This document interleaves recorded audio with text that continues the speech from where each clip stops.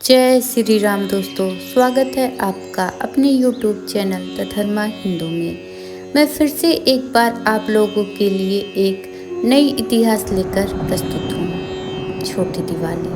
छोटी दिवाली दोस्तों 19 अक्टूबर 2025 को पड़ रहा है। छोटी दिवाली जिसे नरक चतुर्दशी, रूप चौदस, काली चौदस और यम चतुर्दशी के नाम से भी जाना जाता है। दिवाली के 5 दिवसीय महापर्व का दूसरा दिन है। यह त्योहार कार्तिक मास के कृष्ण पक्ष की चतुर्दशी तिथि को मनाया जाता है, जो दिवाली से ठीक एक दिन पहले आती है। इस दिन को छोटी दिवाली इसलिए कहा जाता है क्योंकि इस दिन भी घरों में दीपक जलाए जाते हैं।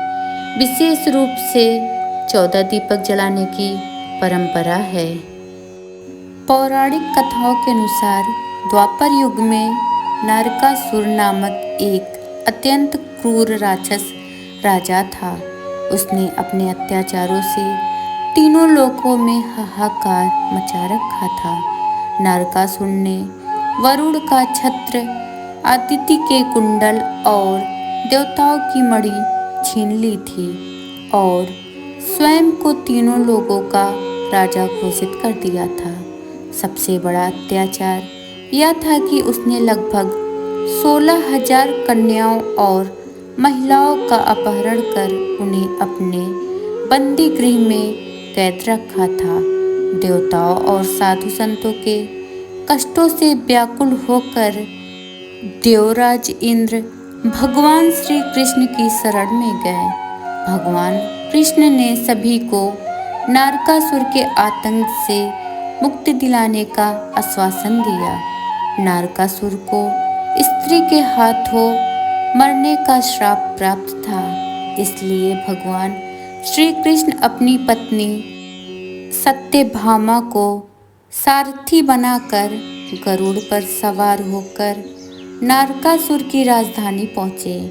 युद्ध में सबसे पहले भगवान कृष्ण ने मुर नामक दैत्य और उसके 6 पुत्रों का वध किया।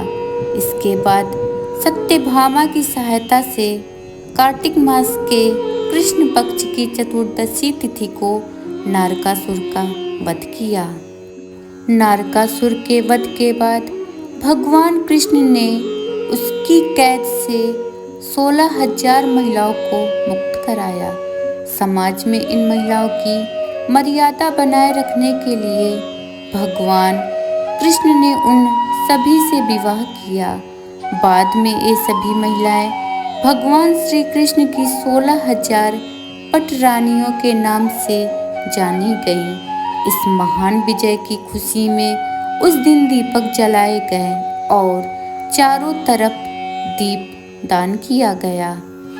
दोस्तों, यहीं से शुरुआत हुई अभ्यंग स्नान की शुरुआत, क्योंकि नरकासुर का वध करने के बाद भगवान श्री कृष्ण के शरीर पर रक्त के कुछ छींटे पड़ गए थे। इसे साफ करने के लिए उन्होंने शुभ ब्रह्म मुहूर्त के दौरान तेल से स्नान किया था।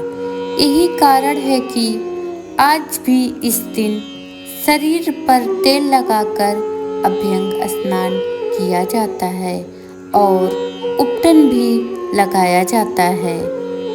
छोटी दिवाली पर मृत्यु के देवता यमराज की पूजा का विशेष महत्व है। मान्यता है कि इस दिन यम की पूजा करने और यम दीपक जलाने से परिवार में अकाल मृत्यु का भय समाप्त हो जाता है। यह मृत्यु के बाद नरक में जाने से बचने का उपाय भी माना जाता है। रूप चौदस सौंदर्य और शुद्धि का दिन होता है। इस दिन को रूप चौदस भी कहा जाता है, जहाँ रूप का अर्थ है सौंदर्य और चौदस का अर्थ है चतुर्दशी तिथि। यह दिन शरीर, मन और आत्मा की शुद्धि का प्रतीक है। मान्यता है कि इस दिन सुबह तिल के तेल से स्नान करने के बाद भगवान श्री कृष्ण की पूजा करने से रूप सौंदर्य की प्राप्ति होती है। भारत के कई हिस्सों में विशेषकर महाराष्ट्र, गुजरात, गोवा, कर्नाटक, तमिलनाडु और आंध्र प्रदेश में रूप चौदस को शुद्धिकरण, कायाकल्प और सौंदर्य का दिन माना जाता है। इस दिन महिलाएं बालों में तेल लगाती हैं, शरीर पर हल्दी, चंदन का लेप करती हैं और खुद को देवी लक्ष्मी के स्वागत के लिए तैयार होती हैं। छोटी दिवाली पर यम दीपक जलाना अत्यंत शुभ माना जाता है। शाम को प्रदोष काल में यम दीपक जलाना चाहिए। घर के मुख्य द्वार के बाहर दक्षिण दिशा में दीपक रखना चाहिए, क्योंकि दक्षिण दिशा यमराज की दिशा मानी जाती है। मिट्टी का पुराना पड़ा चौमुखी दीपक या गेहूं के आटे से बना चौमुखी दीपक लें और दीपक में सरसों का तेल डालें और 4 बत्तियां लगाएं। पहले दीपक को घर के सभी कोनों में घुमाएं, फिर दक्षिण दिशा में रख दें। यम दीपक जलाने से परिवार में अकाल मृत्यु का भय समाप्त होता है और घर में नकारात्मक ऊर्जा बाहर रहती है।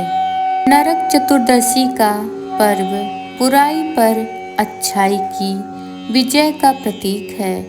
नरकासुर अज्ञानता, अत्याचार और अंधकार का प्रतीक था, जबकि भगवान श्री कृष्ण प्रकाश, न्याय और धर्म के प्रतीक हैं। यह त्योहार हमें संदेश देता है कि हमें अपने भीतर के अंधकार, नकारात्मक विचारों और पापों का अंत करना चाहिए। धन्यवाद दोस्तों, यह जानकारी आप लोगों को कैसी लगी?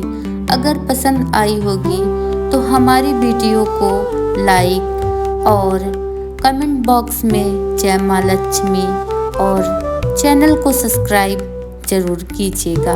धन्यवाद दोस्तों।